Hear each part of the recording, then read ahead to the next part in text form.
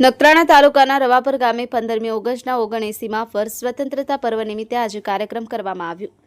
રવાપર ગામના રાજગુરુ હિરેન ત્રિકમદાસ મહારાજના પુત્ર બીએસએફમાં પ્રમોશન મળતા માતા પિતાનું અને સમસ્ત રાજગુરુ સમાજનું અને રવાપર ગામનું અને ભારત દેશનું ગૌરવ વધાવ્યું હતું અને રાષ્ટ્રીય ધ્વજવંદન બીએસએફના જવાન રવાપરના રાજગુરુ હિરેનભાઈના હસ્તે રાષ્ટ્રીય ધ્વજ લહેરાવવામાં આવ્યો હતો।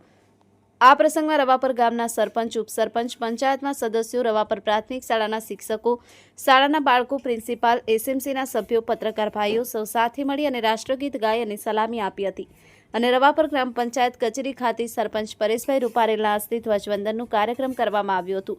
આ પ્રસંગે રવાપર ગ્રામ પંચાયતના ઉપસરપંચ, પંચાયતના સદસ્યો, સૌ ગ્રામજનો, નામી અનામી ગામ લોકો હાજર રહ્યા હતા અને રાષ્ટ્રધ્વજને સલામી આપી અને રાષ્ટ્રગીત ગાય અને રવાપર ગ્રામ પંચાયત અને રવાપર ગામ દેશભક્તિના ગીતો સાથે ગુંજી ઉઠ્યું હતું।